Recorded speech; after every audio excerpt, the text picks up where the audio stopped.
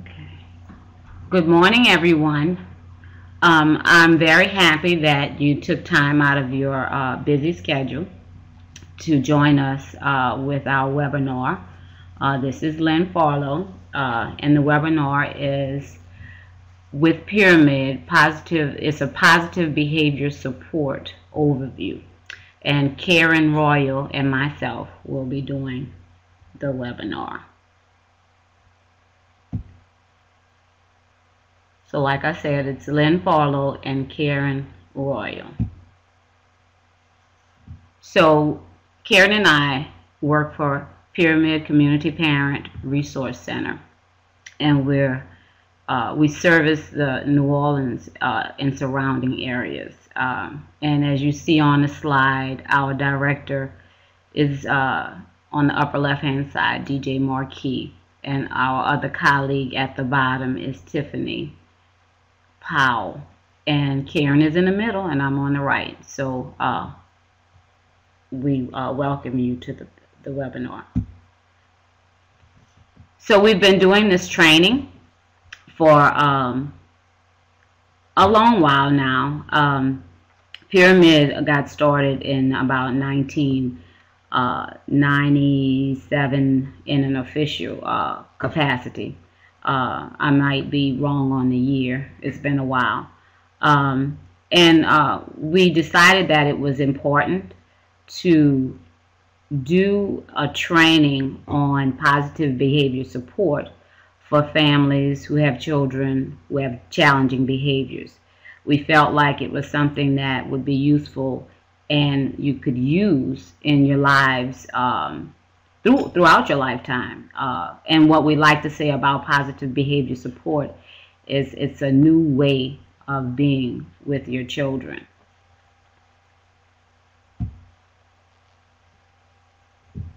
So right now we want to just let you know, we put this slide in because school-wide PBS is different from the training that we put on in our workshop. If you're in schools, you'll see the school-wide PB, and you'll see it as PBIS.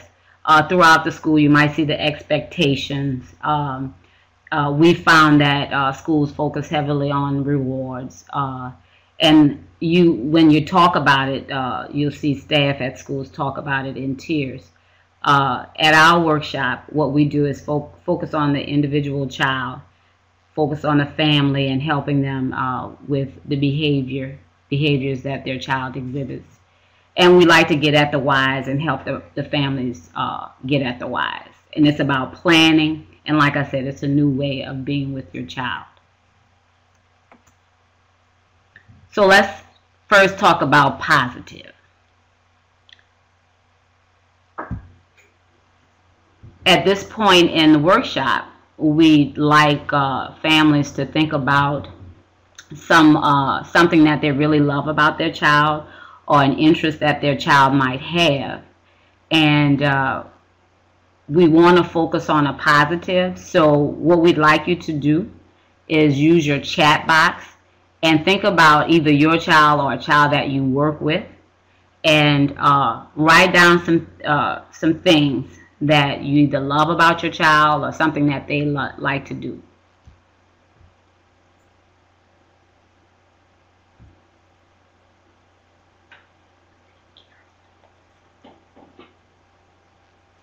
And Karran, if you want to pull up the butterfly, you can do that now.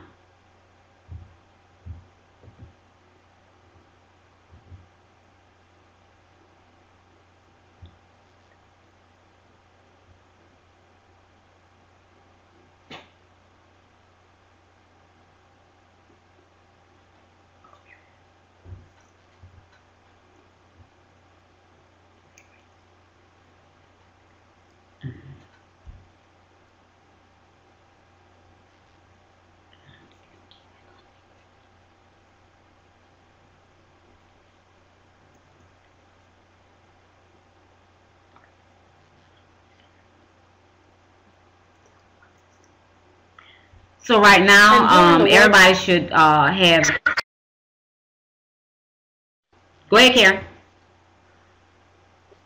I was saying during the workshop, we usually have people write on the butterfly those things that they love about their child and those positive aspects about their child. In this butterfly, you can print the butterfly out to write those things down because you're going to come back to this. So it would be a good idea for you to keep track of those things that you've written on your butterfly if you haven't printed out the butterfly.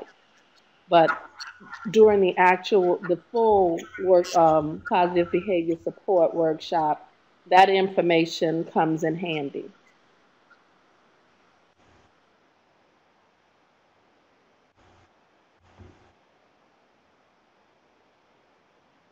All right, Karen, you want to go back to the slides?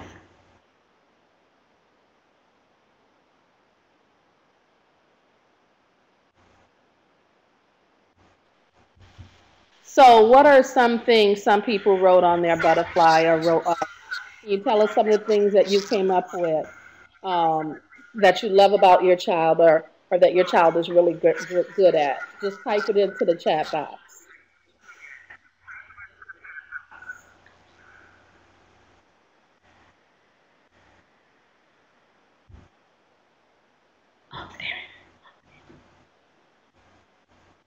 What I usually, I'm going to type in a few things that I usually write down about both of my sons.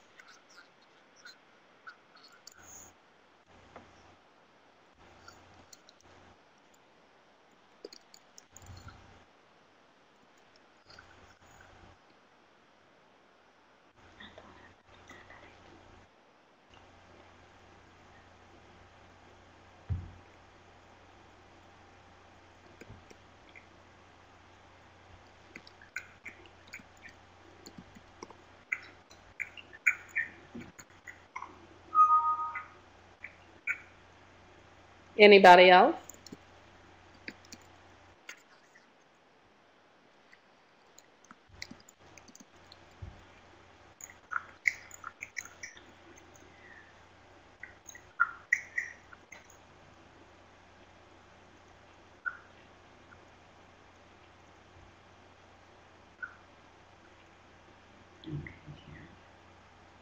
Oh, come on, somebody share one thing.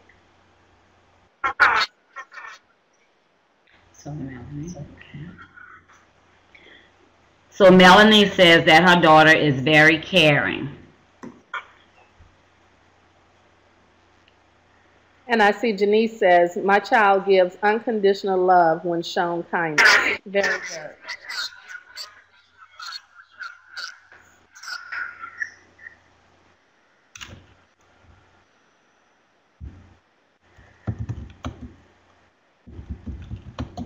So it's very important to recognize those things that we love about our child and that our child does very well.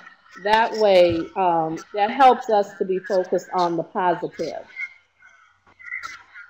And Lynn says, I love Jade's laughter. And another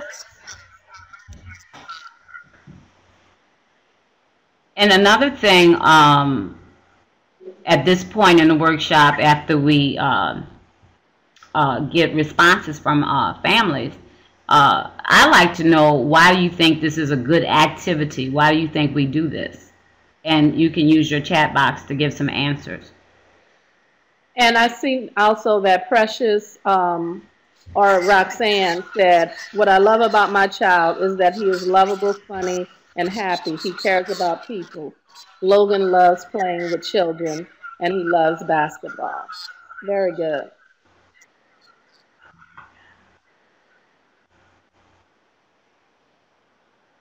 So why do you think we do this in the workshop? Use your chat box.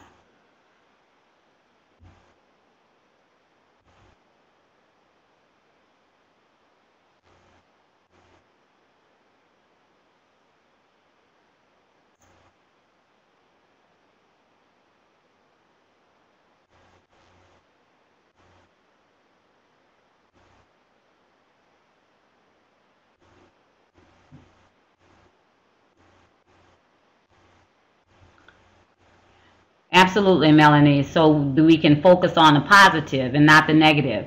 Too often, all we hear when we have a child that has challenging behaviors is the negative stuff. We know those things. We want people to focus on our child's strengths and interests and the things that are positive about them. So that's absolutely right. Denise said to focus and remember the positive characteristics of our child. Karen, you have anything else you want to add? Yeah, I just want to add that when it comes to developing a positive behavior support plan, those positive things are going to be the things that help us get, we want to get our child addicted to us focusing on those positive attributes.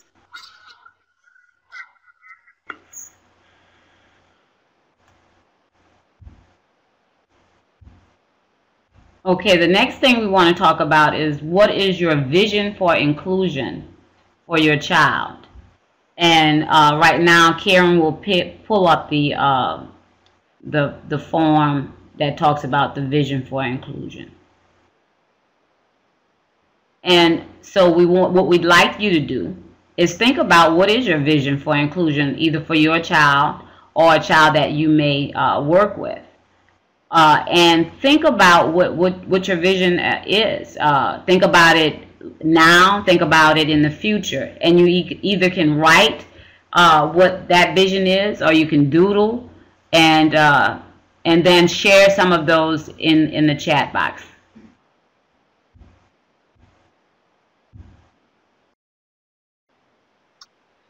And again, this page can be printed out, and when we do the workshop in person, the full 2-day workshop, it's really good to have this page handy so that you could look back.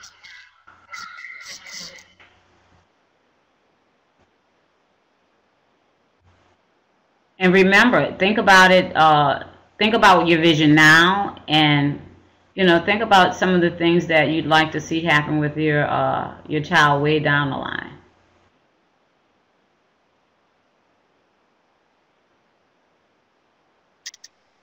If you know what your child wants to be when they grow up, that's one thing. If you have some ideas of what you would like to see your child be able to do when they're out of school, those would be some good things to put down as your vision for inclusion. Think about things like traveling around the city independently, being able to live in their own home or live independently.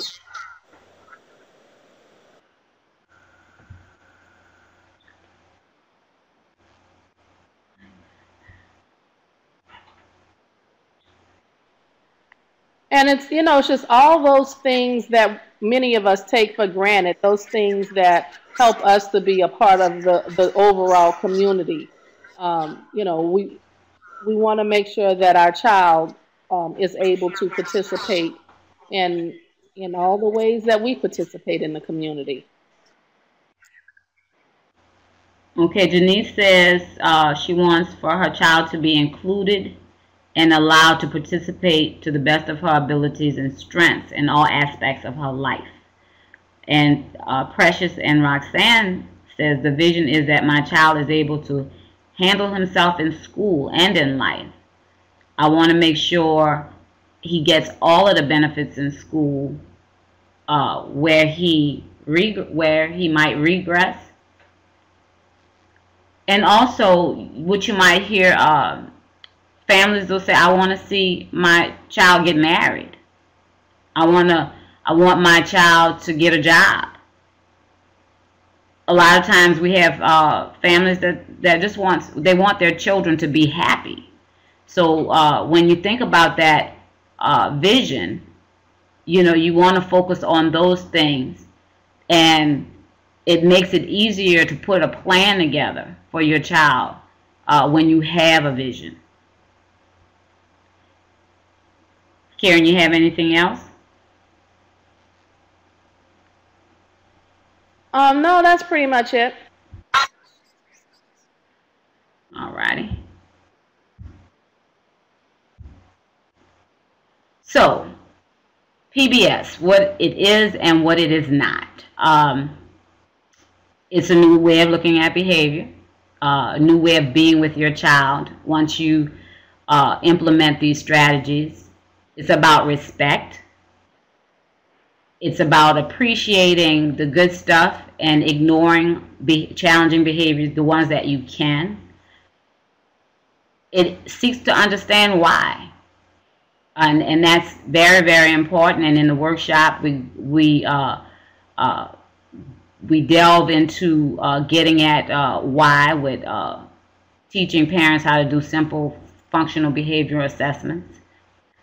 We want to know what that behavior is communicating. It's about a lot of pre-planning, and it's about avoiding using contingencies. Karran, you want to talk about the importance of avoiding using contingencies? A lot of times we think that we're using positive behavior support strategies when we tell our child, well, if you be good, then, I'll give you some ice cream. Well, that's a contingency, because being good is contingent. Getting the ice cream is contingent upon the child being good. And so you want to avoid doing that. What you want to do is recognize that the child has behaved appropriately and reward them. But so it's like, don't set them up ahead of time like that, because a lot of times the children won't be good, and then that gets them focused on negative behavior. And again, we want to reinforce the positive. So one good example of that is if you're always having a problem with your child disrupting you when you're on the telephone, but you need to catch, this time you're on the telephone, the child didn't disrupt you. That's when you get off the phone, you need to acknowledge and recognize and reward that behavior. And it doesn't have to be a tangible reward, something they get in their hand. It could simply be that positive interaction with you, you praising them for not interrupting you at that time on the telephone.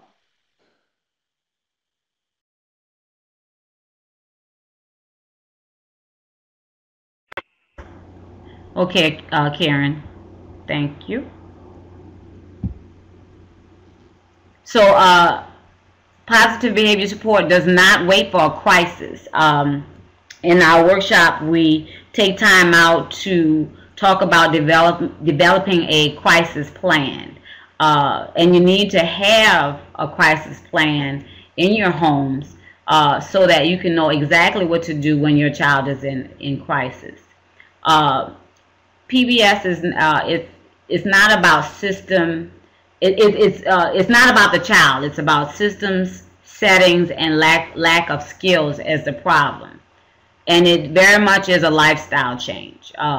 When you implement these strategies, you will see a change in your life, and you want to be able to function with your child. And I know that I can speak to this because I have a child who's 24 and who engages in challenging behaviors.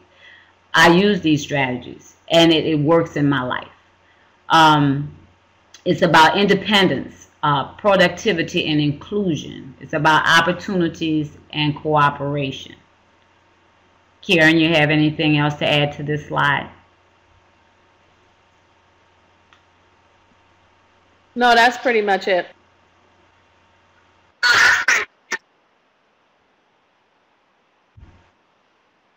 So what is positive behavior support? We've said this several times. Positive behavior support is a new way of looking at behavior.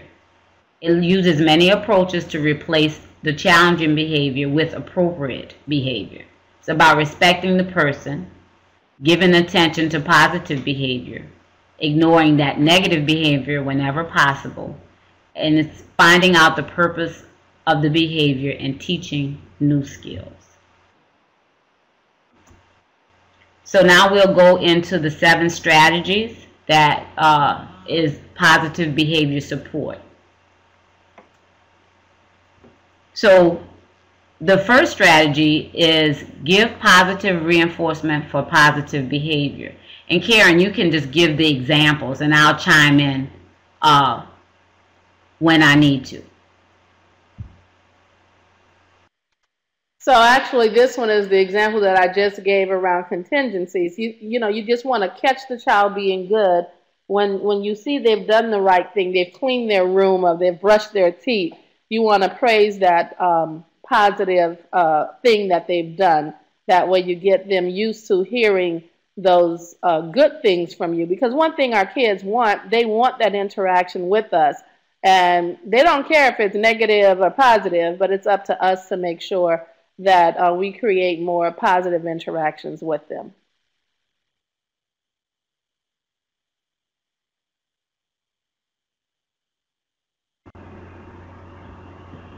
And the thing that I like to talk about on the first strategy is you want to just catch them doing the good stuff.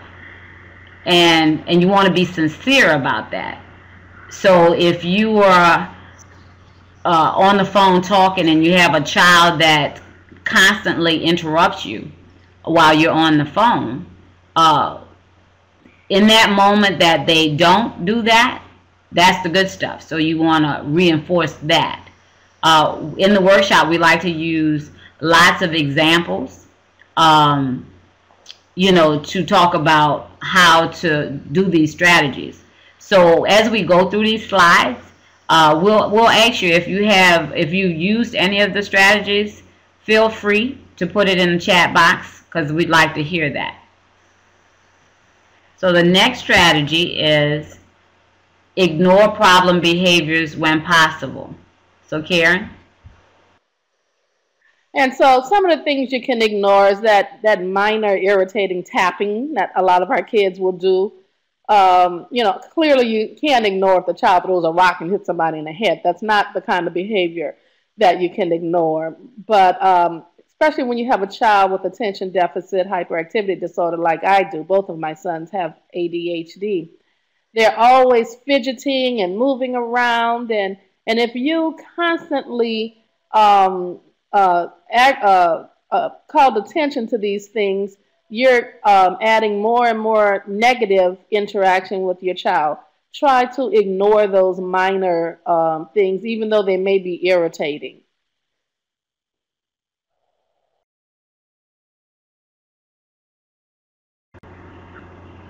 And we're not telling you to ignore, those big behaviors. There's a particular way that you have to deal with big behaviors, and it sometimes it takes lots of observation to figure out what to do. I can give you an example. When Jade was younger, when we were in stores, if there was something that she really, really wanted, Jade would drop down to the ground and prostrate herself wherever she was. That's a big behavior, and you have to figure out what to do with that. We're talking simply about the little irritating behaviors that you definitely can practice ignoring. So the next one is about redirecting the child's attention. And before we get to Karran, if you have an opportunity to put in your chat box, if you can think of opportunities where you're redirecting your child's attention, please put it in the chat box and give us some examples. Go ahead, Karran. And so a lot of times our kids are in the middle of doing something they have no business doing. Redirecting simply means to change their attention to something else, such as, if your child is constantly, banging their head up against the wall, you might want to move them over to get their attention focused on a book or a toy or something like that. Just redirecting them to something that's more safe and more positive.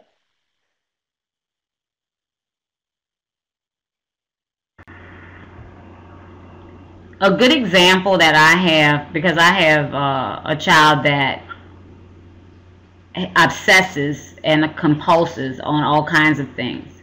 So I always have to redirect her. And some of the ways that I do that is I might ask her questions that she can give me answers to. I'll talk about family members. I'll even sing songs that she likes, and that gets her mind off of the obsessing behavior. Uh, and so you have to have those kinds of things in your arsenal uh, to help yourself and to help that child. So the next strategy is about changing the environment. And, you know, one of the things that often drive our kids crazy is that when we're going to the grocery store, they want candy from the candy aisle. So you may want to choose to go down the aisle. Sometimes the grocery store will have one aisle checkout lane that doesn't have candy. That's changing the environment. If you know certain situations set your child off, you need to take them out of that situation. That may be the best way to deal with it. Going to Walmart, I think Lynne often used that example. She knows that Jade's going to want some more flashcards if she go to Walmart, so she can't go into that environment. Church is another one of those areas where we know it's going to be difficult for our kids to sit still through it, so we may have to change, move that environment. Sometimes environment includes certain people. I have a cousin who has 3 kids with autism, and his daughter has lately developed a habit of wanting to fight her older brother. And so they really have to keep him out of the room when she's in the room because both of them have autism. And the older brother, he's like 31 years old, and he's not going to fight his sister back, but it's really not good for him to constantly have her trying to fight him. And so my cousin has to work really hard to keep his younger daughter away from the older brother.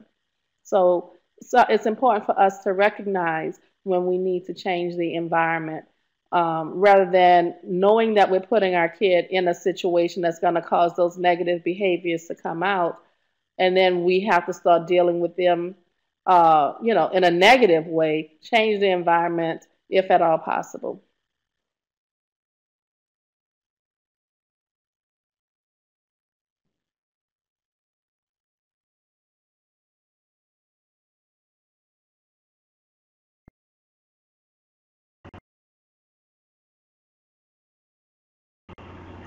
All right. Thanks, Karen. I want to say a few more things about changing the environment. Children with autism, with their sensory issues. This is big for them. We always have to be aware of it. I have to change environments all the time. And when you brought up church, it made me think about how we have to do church with Jade. I'm a trigger for her. The way we do it, Jade and my husband sits in a totally different place than me and my son. It involves all kind of trickery sometimes, but it makes life so much better.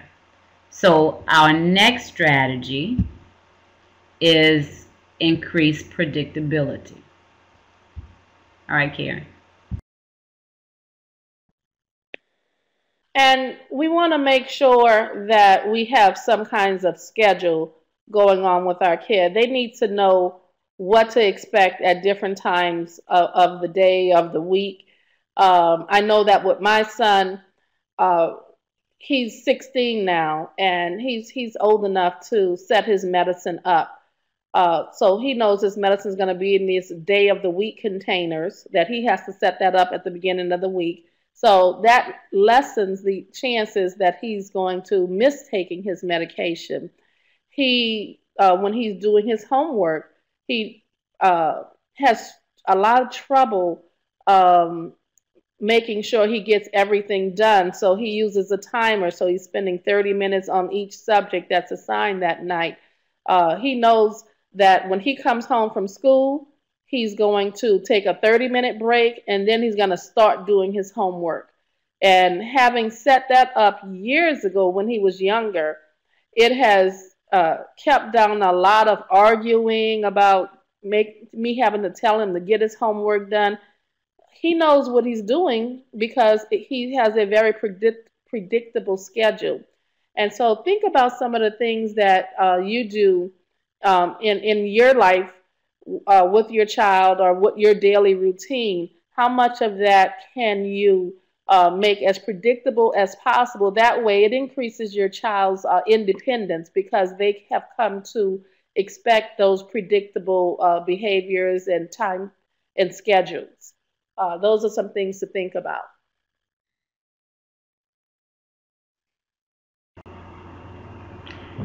Also, when you have a child that is um, stuck on having the same schedule, uh, you definitely want to use all of the aids that you can. With Jade, I have to have a visual calendar for her. We just came off of these Thanksgiving holidays, and those holidays are pretty tough because it always is a change in her schedule, change in her routine. So having a visual calendar for her is helpful.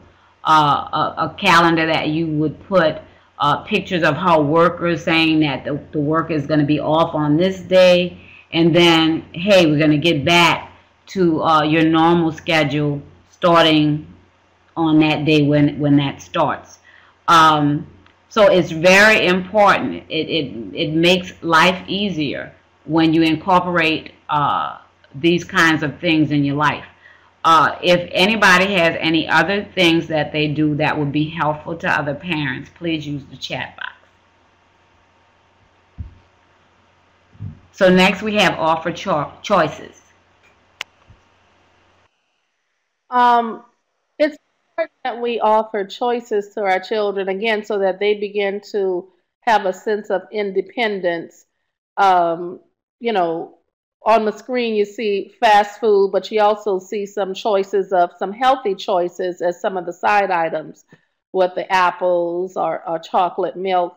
We want our children to be able to make good choices, and in order for them to be able to make good choices, we have to give them many opportunities um, to make those choices. I know here at home with my youngest son, Kendrick, um, uh, food has always been an issue, trying to get him to eat certain kinds of foods.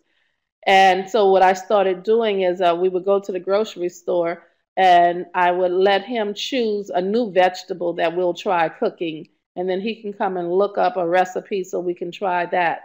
Rather than argue about making him eat, try new foods, we gave him the opportunity to choose something from a wide array of choices.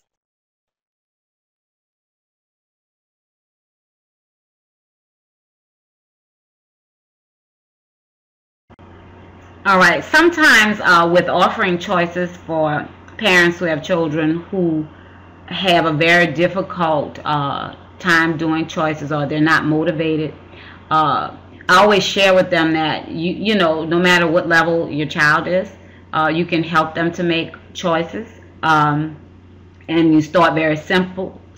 Like with Jade, what I started doing is, like with her breakfast, I would offer her the choices of breakfast. I might either put things out on the table and say, Jade, do you want this, that, or the other, and help her make the choice. And then eventually she started making her own choices. It's important to have a child make their own choices, because it promotes independence, no matter where they are, no matter what level they're on. So our next strategy, and our last strategy, is to teach new skills.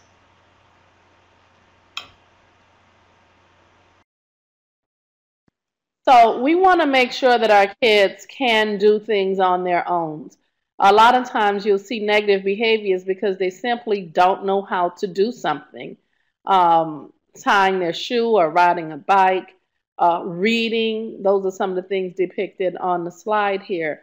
You want to always be working on teaching your child new skills and replacement behaviors. If they're constantly um, chewing on their shirt, that might be, some sign of anxiety, you can give them something, show them some things that they can use to deal with their anxiety, such as one of those stress balls or something like that. What else, Lynn? Some other new skills? The example that always works, it's such a good example in the workshop, is the our directors was going to an IEP for a child, and part of the problems that the child was having was being in another person's space. And this child was, I believe, in high school, and he was a male child, and he would just go up to everybody and hug them. So this was a big problem for the people at school. So one of our directors decided that when she got there, she would just extend her hand out to the child and offer a handshake. And this was done throughout the meeting. And by the end of the meeting, that child understood that, oh, when you greet people, you extend your hand. So that was teaching a new skill. So it's those kinds of things that you need to do in helping a child to be in a positive environment. You always have to teach new skills. So that's an example that we love to use. You have anything else, Karran? No, that's it. Okay, so that's the 7 strategies. So right now, I'd like you to use your chat box again, and if anybody else has any other things they want to share about the use of these strategies, you can do it now, so we can talk more about it.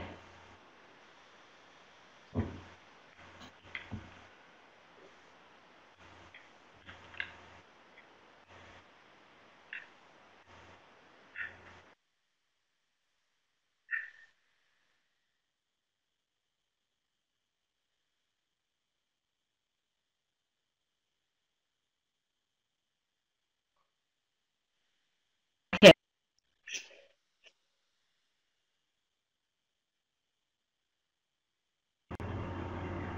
Alrighty, seeing nothing, I will go to the next slide. So just to go over the 7 strategies, they're positive reinforcement, ignoring, redirecting, change the environment, have to have predictability in your schedules, you have to provide choice, and you always have to teach new skills.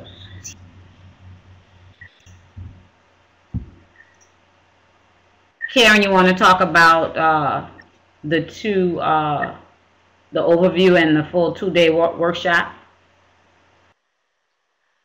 So what we're doing today is the PBS, the Positive Behavior Support Overview, just to give you an idea of what it is and what positive behavior support is and what it is not, and showing you what the 7 strategies are.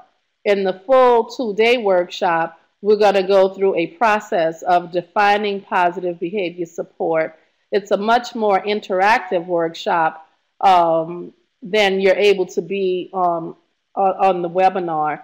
And we have a really good, healthy discussion of discipline versus positive behavior support, where we talk about disciplinary practices from our childhood and what we do today as parents. We have a few activities of role playing that's pretty fun. We take you through doing a functional behavior analysis so that we can get to the why behind the behavior. What is that behavior communicating? We also, on day 2 of the workshop, walk you through creating a positive behavior support plan for your own child and talk about how you can monitor the plan at home and at school. And we also come up with, help you develop a crisis plan, because you got to understand a positive behavior support plan is not the same as a crisis plan. And so those are the things that are covered in the full 2-day workshop.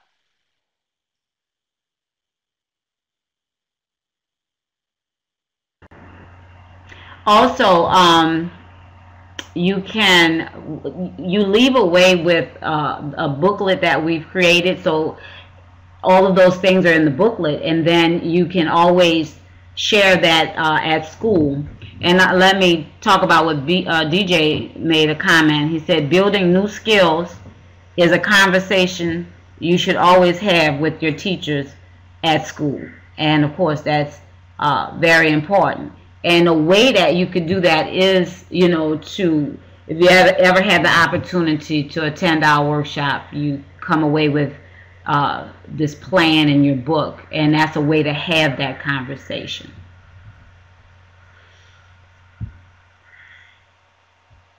All right. So that's our overview. We put a website on here, www.pbis.org. It has a lot of useful information on it. If you have any questions that you want to ask, now is the time to do it. You can put it in the chat box.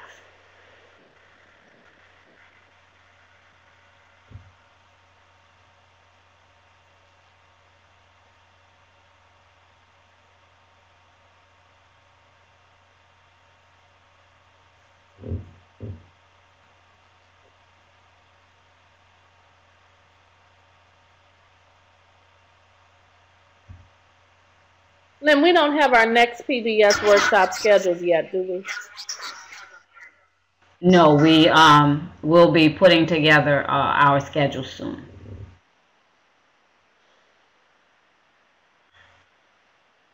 So probably beginning in January, we'll have the next positive behavior support workshop scheduled, and you can attend and participate in the full 2-day workshop.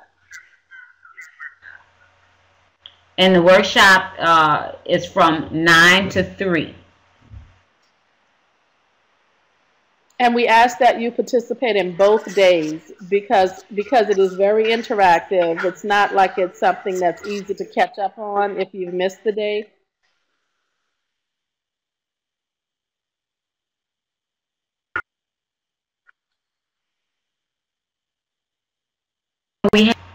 When we have the next dates, we'll send out the flyer letting you know dates and times and where. So we see that Janice is typing, so we're waiting on her question.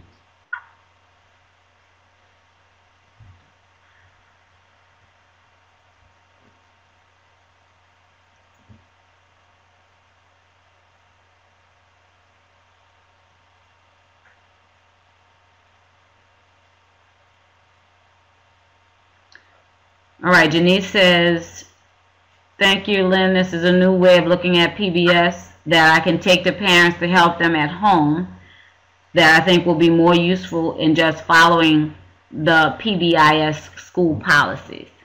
And really that's what we want to achieve.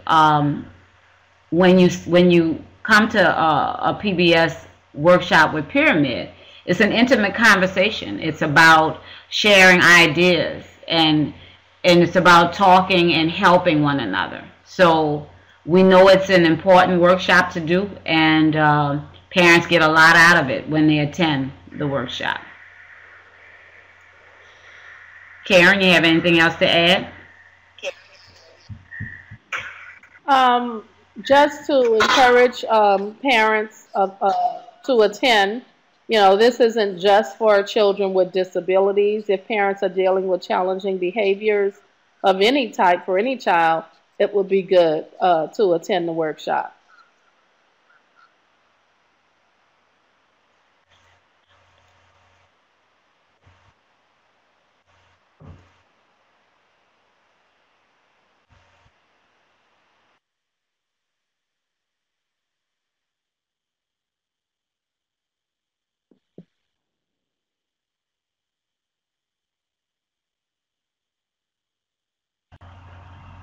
All right, so if there aren't, if there are no more questions, that'll do it. And what we'd like for you to do, if you can, in the chat box, put your email addresses, and we can send an eval to you for this particular webinar.